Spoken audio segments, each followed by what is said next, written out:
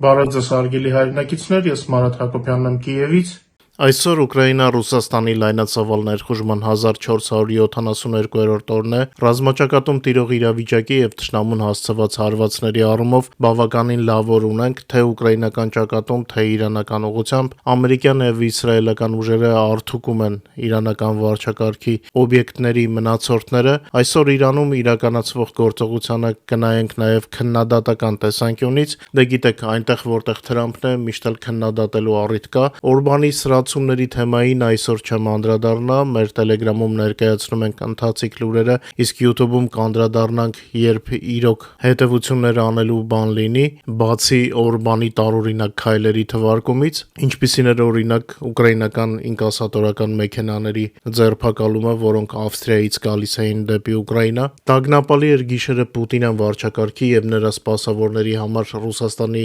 Ուկրաինային սահմանակից և հարավային շրջաններում ու բռնակցված Ղրիմում, թիրախում բացի ռազմական և ռազմավարական օբյեկտներից, էներգետիկ օբյեկտներն ու ենթակայաններն էլ էին, Սևաստոպոլը և ոչ միայն գիշերը կրկին մնացել էին առանց լույսի, իսկ իր հերթին Ուկրաինայի պաշտպանության նախարարության հետախուզության գլխավոր վարչությունը հիանալի բերք է հավաքել Ղրիմում, եթե կարելի է այդպես ասել, խոցելով Ռուսաստանի նավատորմի մնացորդ նավերը, ուղղաթիռ և ռադիոլոկացիոն կայան, իհարկե նոր հարվածների վերաբերյալ տպավորիչ նորություններ և տեսանյութեր մեր տելեգրամում կան, բայց ինչպես և խոստացել էի նախօրեին, կսկսեմ Ուկրաինայի անվտանգության ծառայության SBU-ի նոր տվյալներից Նավառասիսկում ռուսական նավատորմի ջախջախման վերաբերյալ, իսկ երեկվա խոցված թիրախների մասին կպատմեմ մեր եթերի երկրորդ մասում։ Այսպիսով SBU-ի հետ կապված աղբյուրները հայտնել են, որ մարտի 2-ի գիշերը Նավառասիսկի նավահանգստի վրա հարձակման ժամանակ SBU-ն Ուկրաինայի պաշտպանության ուժերի հետ միասին,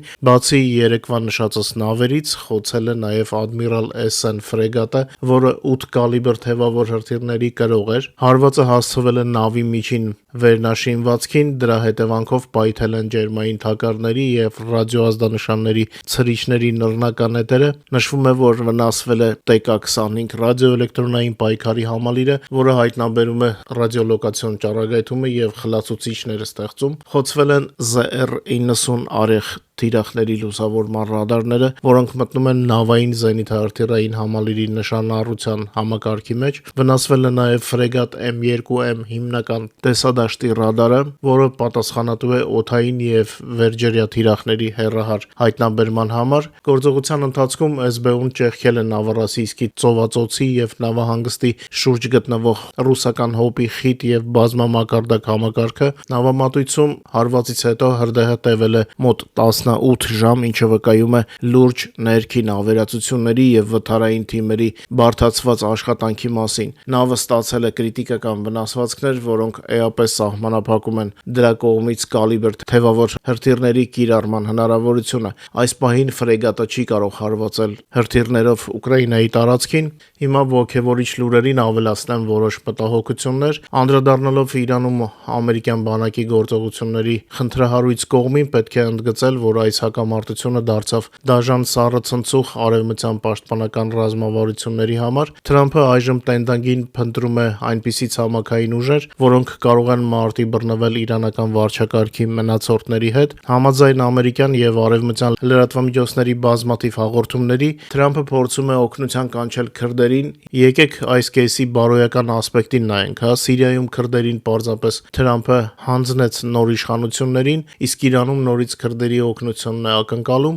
բայց քրդերի դեպքում սա բացառել չի կարելի։ Հատկանշական է, որ Թրամփը, գիտակցելով Իսրայելի դիրքորոշումը, թույլ չի տալիս Թուրքիային կամ նույն Ադրբեջանին նույնիսկ իրենց պրոքսի ուժերի միջոցով ներքին պայքար սկսել Իրանի ներսում, սակայն եթե Թրամփը հանկարծ չստանա քրդերի օգնությունը, ապա Թուրքիայի և Ադրբեջանի թեման կարող է նորից ակտուալ դառնալ։ Վստահ եմ, որ եթե չլիներ Իսրայելի կոշտ դիրքորոշումը, Թրամփը արդեն վաղուց Էրդողանին թույլատվություն տված կլիներ գործի դնելու իր պրոքսի ուժերը Իրանում կրոնական վարչակարգի մնացորդներին վերացնելու փորձ կատարելու համար։ Մենք բոլորս հիշում ենք, թե ինչ պլաններ ուներ Էրդողանը բուֆերային գոտու հետ կապված։ Նա հիմա էլ սպառնում է գործողություններով Իրանի դեմ, ինչով հող է ստեղծում հնարավոր ապագա հարվածի համար, բայց Իսրայելի համար Էրդողանի Թուրքիան նույնպես սպառնալիք է, որքան Իրանի այաթոլլաները, և Իսրայելին պետք չէ, որ մի հակառակորդին վերացնելով ուժեղանան մյուս հակառակորդի դիրքերը։ Նախորդ Նախորդին մի շարք լրատվամիջոցներում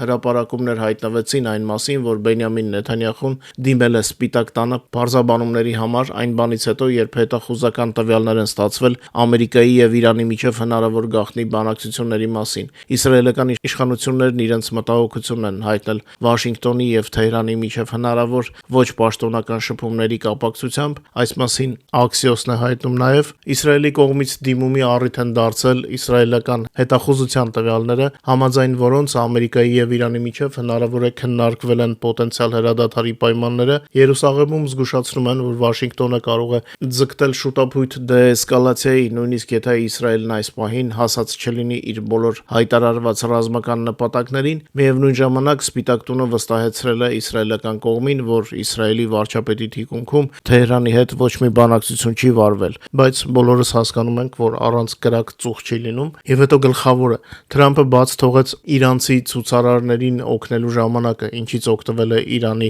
հանցավոր վարչակարգը եւ ոչ լրիվ 2 ամսվա ընթացքում պարզապես սպանել ավելի քան 30,000 ցուցարարի։ Ընդհանրապես Թրամփի վարքագիծը հիմնավոր կասկածներ է հարուցում, որը Իրանի ապառազմականացման հարցում Իսրայելին օգնելու առիթը նա օգտագործում է այլ նպատակներով։ Իդեպ Ամերիկայի դաշնակիցների պաշտպանության անտաղանդ կազմակերպման պատճառով ծախսվում են առանց այդ էլ սակավաթիվ հոփրթիրներ, որոնք Ուկրաինային անհրաժեշտ են օդի պես։ Եթե հասցնեմ վաղը կամ մյուս օրը կհրապարակեմ հարցազրույց ուկրաինացի եւ լեհ փորձագետ քաղաքագետների հետ, ովքեր այլ տեսանկյունից ներկայացրեցին Թրամփի քայլերը, կարծում եմ շատերի համար այս նոր տեսանկյունը ցնցող կլինի։ Պյոտր Կուլպայի եւ Իգոր Պետրենկոյի հետ եմ ձայնագրել հարցազրույց, հուսամ մոտ օրերս կկարողանամ ձեզ ներկայացնել։ Առայժմ ես այդ հարցազրույցի ընթացքում ասվածին վերաբերվում եմ որպես այլընտրանքային տեսակետի, բայց փաստացի մենք մեր լսարանի հետ կզինվենք գիտելիքներով ել ավելի լավ վերլուծություն անելու համար։ Իսկ քանի դեռ մենք տեսնում ենք Ամերիկայի դաշնակից երկրներում հոպ աշխատանքի ոչ բավարար կազմակերպում, քննադատելու տեղիք կա, ես դեռ հակված չեմ մտածելու, թե Թրամփը դա անում է դիտավորյալ, բայց կասկածներն ավելի ու ավելի են խորանում, նա չէր կարող չիմանալ իրերի իրական վիճակի մասին, հետախուզությունը նրան տեղեկացնում է եւ նա շատ զգուշավոր է նման հարցերում, եւ ցավոք այս 1 տարում առայժմ Թրամփի քայլերից ավելի շատ տուժում են ամերիկացի ժողովուրդը եւ հենց Ամերիկայի դաշնակիցները, քան հակառակորդները։ Փառք Աստծո, մեր ուկրաինական ճակատում ուկրաինական զորքերին հաջողվում է զարգացնել հաջողությունները։ 3 ռազմաճակատում տեղի ունեցել 136 մարտական բախում, որոնց ընթացքում Ուկրաինայի զինված ուժերը լիկվիդացրել են եւս 950 օկուպանտի եւ նրանց 1879 միավոր տեխնիկան եւ սպառազինությունը։ Ուկրաինայի գլխավոր շտաբը նաեւ հայտնել է, որ լայնամասշտաբ պատերազմի սկզբից ի վեր լիկվիդացված օկուպանտների թիվը հասել է 1,271,350-ի։ Մինչ մեր եթերի մյուս թեմաներին անցնելը խնդրում եմ օգտագործել YouTube-ի գործիքները մեր հաղորդման առաջխաղացմանը նպաստելու համար, խնդրում եմ լայքեք եւ եթե հնարավոր է կիսվեք մեր հեռարձակման սոցիալական ցանցերում։ Հիշեցնեմ նաև, որ օրը 24 ժամ կարող եք տեղեկանալ Ուկրաինայի եւ Ուկրաինայի շրջնորությունների մասին մեր Telegram-յան ալիքից, QR կոդը ձեր էկրաններին է։ Վերջին ժամանակաշրջանում նաև Իրանի մասին ենք շատ տեղեկատվություն տեղադրում, այնպես որ լավ տրամադրություն հաստատ ապահովում ենք մեր բաժանորդների համար։ Շարունակելով Թրամփին քննադատելը, ասեմ, որ Մերձավոր Արևելքում Ամերիկայի եւ նրա դաշնակիցների հոբ համակարգերի ինտենսիվ աշխատանքը հանգեցրել է Patriot համակարգերի ՊԱԿ 3 զենիթային հրթիռների պաշարների կրիտիկական սպառման։ Ըստ գնահատականների 2 օր առաջվա տվյալներով արդեն արձակվել էր ավելի քան 500-ից 800 հրթիռ, ընդ որում դաշնակիցները իրանական թիրախների վրա ծախսում են ավելի շատ զինամթերք, քան նախատեսված են նորմերով, ինչը դեֆիցիտ է ստեղծում տարածաշրջանային սպառնալիքների ֆոնին։ Արևմտյան ռազմավարությունը հիմնված էր որակը քանակից բարձր սկզբունքի եւ թիրախային գործողությունների վրա։ Պարզվեց, որ լիամասշտաբ պատերազմում զինամթերքի ծախսը 155 մմ-անոց արկերից մինչև ՊԱԿ 3 հրթիռներ անգամներով գերազանցում է արտադրական կարողությունները, որ կան Ամերիկայում։ Patriot հրթիռների տարեկան արտադրանքը կարող է սպառվել ինտենսիվ գնդակոծությունների ընդամենը 1 շաբաթվա ընթացքում։ Պատկերացնում եք դեֆիցիտի մասշտաբը եւ շտապ քայլեր գործեր անելու անհրաժեշտությունը։ $20-25,000 արժողությամբ դրոնը, օրինակ Շահեդը, խոցելու համար 4-ից 5 միլիոն դոլար արժողությամբ հրթիռի Պակի 3-ի օգտագործումը սա տնտեսական հիացում է, իսկ ռազմական տեսանկյունից անթույլատրելի է եւ ես կասեի նույնիսկ խայտարակություն։ Արևմուտքը միայն հիմա է սկսում հապշտապներ դնել էժան հակաանօթաչու համակարգեր եւ լազերային զենքեր, ինչպես նաեւ խնդրում է Ուկրաինային օգնել հակաանօթաչու տեխնոլոգիաների մարտիկ կառավարման եւ փորձի առումով։ Ուկրաինան Վաշինգտոնի խնդրանքով կօգնի Մերձավոր Արևելքին կազմակերպել պաշտպանությունը Շահեդ տեսակի հարվածային դրոններից, սա պաշտոնապես հայտարարել է Ուկրաինայի նախագահ Վլադիմիր Զելենսկին մարտի 5-ի երեկոյան։ Ես օրերս ասացի, որ Քաթարի, Արաբական Միացյալ Էմիրությունների, Բահրեյնի եւ Հորդանանի հետ ուղղակի բանակցություններ է վարել Զելենսկին։ Իմ կողմից ավելացնեմ, որ մենք պատրաստ ենք օգնել, բայց հարց է, չէ, ով կօգնի մեզ։ Ուկրաինան այս Պակի 3 հրթիռների խիստ կարիքն ունի, իսկ ռուս-հյուսիսկորեական բալիստիկայի դեմ պայքարելու համար առաջարկում է Պարսից ծոցի երկրներին ուկրաինական որսիչ դրոնները փոխանակել ամերիկյան Պակի 3 հրթիռների հետ, բայց ինչևէ Ամերիկայի եւ Իսրայելի միացյալ ուժերը անցել են իրենց արշավի հաջորդ փուլին, որը կենտրոնացած կլինի իրանական պաշտպանական արդյունաբերական ակտիվների, հատկապես հրթիռների արտադրության օբյեկտների ոչնչացման վրա։ Այստեղ կարևոր է նշել, հուսանք, որ խնայողաբար կօգտագործեն բոլոր հրթիռները։ Արշավի կամ օպերացիայի առաջին փուլը ճնշել է իրանական հակաօդային պաշտպանությունը, գլխատել դրա հրամանատարությունն ու կառավարումը, ինչպես նաև սահմանափակել է բալիստիկ հրթիռների եւ դրոնների կիրառմամբ պատասխան գործողությունները իրականացնելու կարողությունը։ Իրանական հոբ համակարգերի թուլացումը թույլ է տալիս Ամերիկայի եւ Իսրայելի ինքնաթիռներին գործել նվազագույն ռիսկով եւ մանևրելու ավելի մեծ ազատությամբ Իրանի օդային տարածքում։ Միացյալ ուժերը շարունակում են ավիահարվածներ հասցնել Թեհրան քաղաքի եւ դրա շրջակայքի ներքին անվտանգության հիմնական օբյեկտներին, ինչպես նաև Իրանի հյուսիս-արևմուտքում գտնվող շրջաններին։ Այս թիրախները տատանվում են սկսված իրավապահ մարմինների հրամանատարության եւ Իսլամական հեղափոխության պահապանների կորպուսի տարածաշրջանային կենտրոնակայաններից մինչև տեղական ոստիկանական բաժանմունքներ այն վայրերում, որոնք եղել են անկարգությունների օջախներ, այլ կերպ ասած ցամաքային գործողության համար հիմքեր են ստեղծվում, տեսնենք թե ինչպես կզարգանա։ Այդուհանդերձ այսօրվա դրությամբ Իրանը պահպանել է իր հրթիռային ներուժի եւ հոբի առնվազն 1/3-ը, սակայն այլ հարց է թե որքան երկար դա կտևի, որովհետեւ ամերիկյան եւ իսրայելական հարվածները գնալով շատանում են։ Ադրբեջանը հետ է կանչում իր բոլոր դիվանագետներին Իրանից, դա վերաբերում է ինչպես Թեհրանում դեսպանատանը, այնպես էլ Թավրիզում գլխավոր հյուպատոսությանը։ Նախիջևան շահեդների ներխուժումը բաց թողնելով եւ այսպես խայտարակվելով Ալիևի վարչակարգը փորձում է կոշտություն ցուցադրել եւ միավորներ հավաքել ամբողջ աշխարհի աչքին, սակայն անկախ կեցվածքից ռազմական փորձագետների համար եզրակացությունների առիթը ակնհայտ է։ Իրանը փաստացի տիրում է Ադրբեջանի երկնքում այն ժամանակ, երբ չի կարողանում պաշտպանել իր սեփական երկինքը Իսրայելից եւ Ամերիկայից։ Նախիջևանի վրա հարձակմամբ Իրանը ցույց տվեց պայքարելու իր մտադրությունները եւ հնարավոր էսկալացիաները։ Իմաստը նույնն է, ինչ որ արաբական երկրներին հարվածելը, այսինքն Իրանը իբր էսկալացիայի պատրաստակամություն է դրսևորում, իսկ Ալիևին մնում է միայն լավ դեմք ընդունել վատ խաղի ժամանակ, хорошая мина при плохой игре, փորձելով աննկատ թողնել Ադրբեջանի հոբի ձախողումը։ Իդեպ նախորդին Իրանի գլխատված վարչակարգի ողջ մնացած ներկայացուցիչը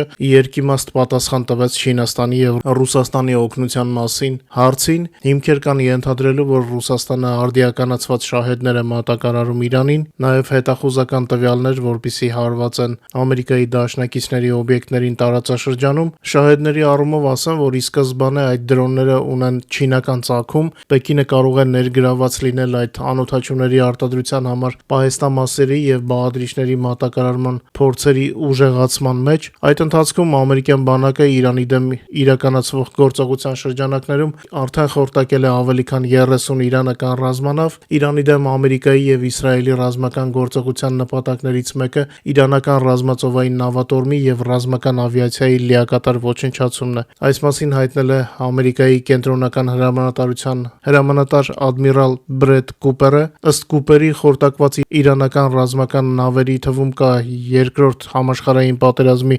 ժամանակների ավիակիրի չափսեր ունեցող մի նավ, որը նախատեսված էր հարվածային դրոնների տեղափոխման համար։ Խոսքը Շահիդ Բահման բաղերի ավիակիրի մասին է, որը Իրանի բանակը սպառազինության էր ընդունել բոլորովին վերջերս 25 թվականին։ Իդեպ, քանի որ խոսքը գնաց դրոնների մասին, ասեմ, որ Ուկրաինայի զինված ուժերում նոր դրոն է կիրառվում, Պտաշկա Մագնիշի, որի թարգմանությունը հնչում է որպես թռչնակ։ Դրոնը ունի թռիչքի ռեկորդային հեռահարություն, այն հասնում է մոտ 50 կիլոմետրի, ինչը ռեկորդային ցուցանիշ է օպտիկա մանրաթելային կապով աշխատող բոլոր դրոնների շարքում։ Ինչպես արդեն ասացի եթերի սկզբում, Ուկրաինայի հետախուզության գլխավոր վարչության մարտիկները Ղրիմում ուղղաթիռ եւ նավեր են խոցել։ Փետրվարի ընթացքում Գուրի Պրիզրկներ, ուրվականներ, հատուկ ստորաբաժանման մարտիկները մի շարք դիպուկ հարվածներ են հասցրել բռնակցված Ղրիմում ռուսական բանակի նավերին, մոտորանավակներին եւ ավիացիոն միջոցներին։ Ներկայացնելով փետրվարի աշխատանքի արդյունքները, Գուրը հայտնել է հաջող խոցումների մասին, մասնավորապես 22-460 նախագծի Ախոտնիկ պահակախմբային նավի S-400 համալիրի կազմի մեջ մտնող ռադիոլոկացիոն կայանի ոչնչացման մասին, խոցվել են նաև ֆորպոստ դրոններ, 1496 M1 նախագծի ծովային քարշակ, 16640 նախագծի նավ, 02-510 BK 16 դեսանտային մոտորանավակ եւ K27 ուղղաթիռ, որի մասին ձեզ հայտնել էի երեք, իսկ կադրերը մեր Telegram-յան ալիքում էին։ Նախորդին ինտենսիվ մարտեր են ընթացել Ղրիմի Բելբեկ ռազմական օդանավակայանի մոտ, իսկ երեկվա հարվածի տեսանելի հետևանքներից են հոսանքազրկված Սևաստոպոլը եւ մի շարք այլ բնակավայրեր Ղրիմում։ Ուրբաթ առավոտյան մարտի 6-ին դրոնները հարձակվել են Ռուսաստանի Կրասնոդարի երկրամասի ռազմավարական օբյեկտների վրա։ Ըստ նախնական տեղեկության վնասվել է Կուբանսկայի ենթակայանը, ավելի ճիշտ սա տեսանելի հետևանքներից է, մնացածը երևի թե Գենշտաբը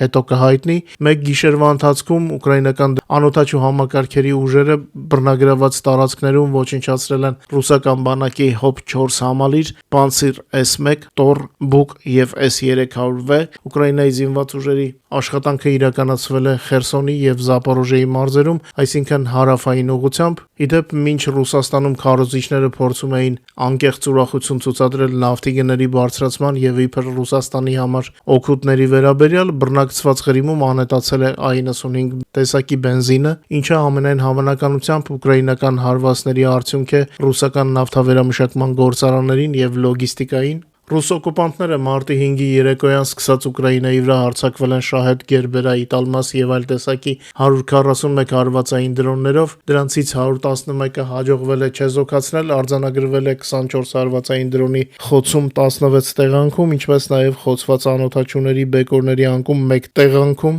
Պուտինյան բանակը շարունակում է առևանգել սահմանամերձ շրջաններից խաղաղ ուկրաինացիներին։ Սումիի մարզում արձանագրվել է քաղաքացիական անձանց առևանգման նոր դեպք։ Ըստ տեղական ԶԼՄ-ների, ռուս զինվորականները Բրյանսկի մարզ են տեղափոխել Սոպիչ գյուղի 19 բնակչի, որոնք նախկինում հրաժարվել էին լքել իրենց տները տարհանման ժամանակ։ Դա երբ մարդիկ ինքնագլուխություն են անում, չեն ուզում տարհանվել դեպի Ուկրաինայի խորք ապահով վայրեր, ռուսները առիթից օգտվում են եւ վանգում են մարդկանց։ Եվ հայտնեմ ձեզ, որ Ուկրաինայի անվտանգության ծառայությունը Կիևում ձերբակալել է ռուսական գործակալի, ով պատրաստվում էր կրկնակի ահաբեկչության։ Քննության տվյալներով չարագործը նախ պետք է պայթուցիկ տեղադրեր ուկրաինացի զինվորականի մեքենայի տակ, իսկ այնուհետև գործի դներ երկրորդ պայթուցիկը, երբ դեպքի վայր կժամանային արտակարգ ծառայությունների աշխատակիցները։ Քանի որ նման դեպքերը շատ են, ես իմ եթերներում գրեթե չեմ անդրադառնում նման դեպքերին, բայց այսօր անդրադարձա, հիմա կասեմ ինչու։ Գլխավոր դատախազությունը հայտնում է, որ կասկածյալը Ռուսաստանի հատուկ ծառայությունների կողմից հավաքագրված Հայաստանի Հանրապետության 42-ամյա քաղաքացի է, ով երկար տարիներ բնակվում է Կիևում։ Այս հանձնարարության համար նրան խոստացել էին ընդամենը 20,000 գրիվնա, այսինքն $500 պակաս գումարով այդ տականքը վաճառել է հոգին Պուտինին։ Տեսնես ինչ են մտածում նման մարդիկ, հա։ Սարսափելի է եւ ամոթալի, որ Հայաստանի որոշ քաղաքացիներ ներգրաված են Ռուսաստանի հանցագործություններին, ավելի ցավալի է, որ այդ մարդը երկար տարիներ ապրել է Կիևում։ Հուսանք, որ սա վերջին նման դեպքն է։ Նման կերպարները խայտառակում են եւ մեր ժողովրդին եւ վարկաբեկում հայ համայնքի պայքարը ռուս զավթիչների դեմ։ Տխաչ լուր, բայց սա իրականությունն է, պատերազմական իրականությունը։ Հուսամ, որ մնացած դրական լուրերը ձեր տրամադրությունը բարձրացրեցին։ Այսքանով ավարտեմ մեր եթերը, շնորհակալ եմ, որ մեզ հետ եք, խնդրում եմ չմոռանալ լայքել մեր հաղորդումը եւ հնարավորության դեպքում կիսվել սոցիալական ցանցերում, իսկ նրանց, ովքեր դեռ բաժանորդագրված չեն մեր ալիքներին, խնդրում եմ անպայման ստուգեք եւ բաժանորդագրվեք, դա մեզ շատ կօգնի։ Ձեզ ամենայն բարիք եմ ցանկանում, մինչ նոր հանդիպում վաղվա եթերում, բարով մնաք եւ ամենագլխավորը անփորձանք։